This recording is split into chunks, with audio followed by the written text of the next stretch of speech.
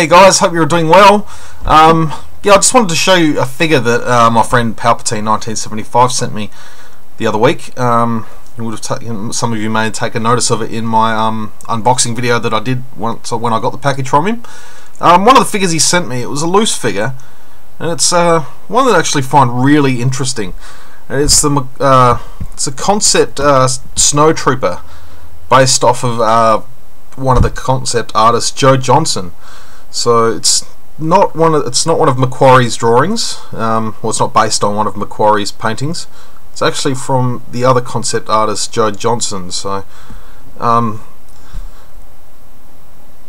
haven't actually taken a lot of notice of this figure in the past. I have known it to exist, but I've never actually really wanted to pick it up. Now that I've got it, it is actually a really good figure, and it's actually got me thinking a lot regarding concept style figures. So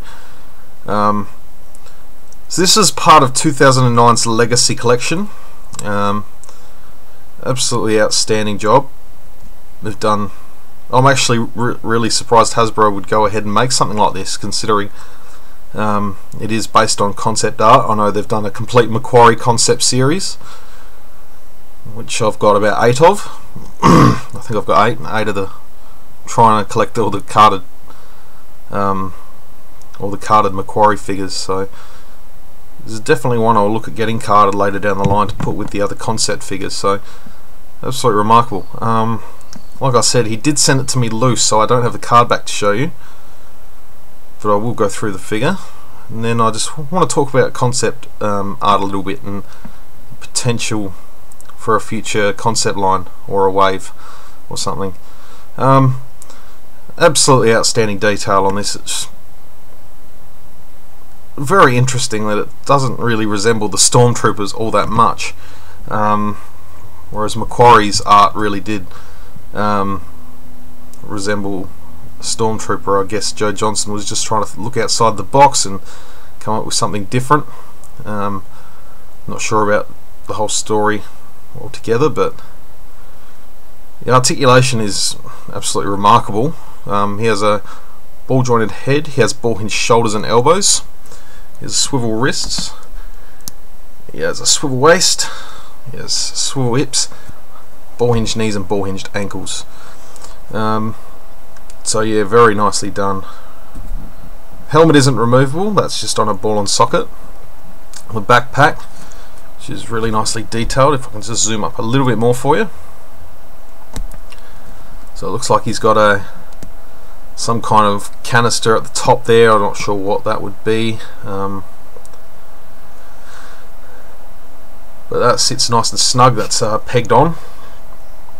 It sits nice and snug on there, and it's really fits the shape of the figure really well. Really nice details throughout the whole thing. I really like the armour on the upper arms there, the whole sort of scaly, sort of armoured look. I really like the colours of, it's like a, I don't know what to call it. It's a really sort of deep metallic blue, I guess you could call it. The helmet sculpt's really nice too. I really like that. It's not really nice shape. It almost sort of resembles Darth Vader's helmet, the way it sort of flares out below the back of the head and sort of arcs down towards the back and shoulders. So I guess it semi resembles Darth Vader more than it does normal Stormtroopers. You can see the nice details throughout the rest of the figure. Now he does have these wrist communicators, which is strangely on the inside of the arm, so wondering if Hasbro did put these on backwards, because I could quite easily swap the arms and then swap the hands over, or swap the forearms so that the wrist communicators are on the outside of the arm as opposed to the inside. As you can see, there it is on the back of that hand. I haven't taken the blaster out of the hand yet, it's still banded on there, but I don't recall seeing this anywhere else, so it's probably a new item for this figure, but I'm assuming it slots nicely in his holster there. And a nice addition of soft goods down below, and they've even underneath that they've gone to the effort of painting the knees too, with that nice metallic blue look on the knee pads and the shin pads. And then he does have these sort of heavy trudging snow boots with sort of spikes on the bottom. So it is a really cool figure. I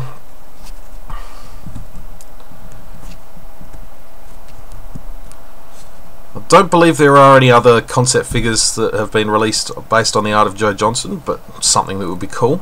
Not entirely familiar with a lot of his work, mainly because I think a lot of Ralph McQuarrie's art was used.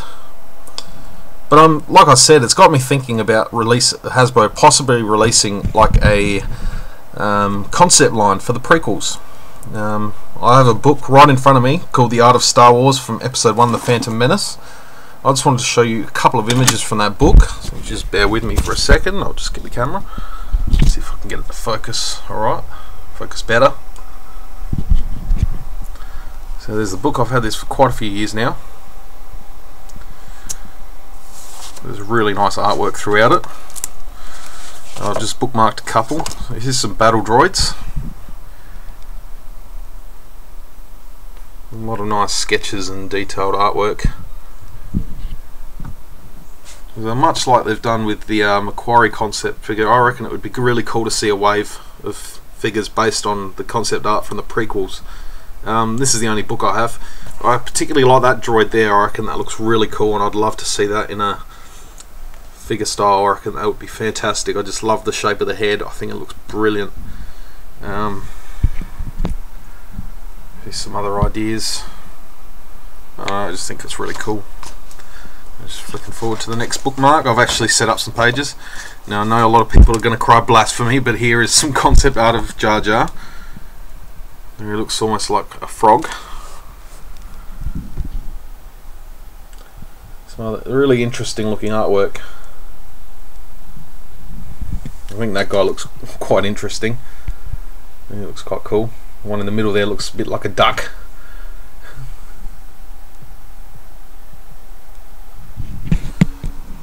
This is where he starts getting his look that he has as we know him.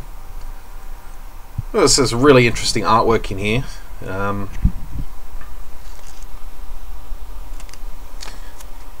There's a lot of potential. Really interesting looking stuff. So he starts to really develop his look. And there's little Red Riding Jar Jar. He's having a tussle with someone. Yeah, there we go. Alright, and then we've got Obi-Wan down the back here. Now I for one would love to see an Obi-Wan in this sort of concept art rendition here. I think that looks absolutely fantastic. I love the staff, I like the robes. It sort of really harkens back to Luke Skywalker in Return of the Jedi, where he's dressed entirely in black. Earlier on in Star Wars history, I know the Jedi were imagined as sort of a police force where they're all dressed in black. It'd be really interesting to see an Obi-Wan. Here's a really nice painting of Obi-Wan. His sort of braids there, or he looks a little bit older there, but he hasn't got the beard as he does in A New Hope.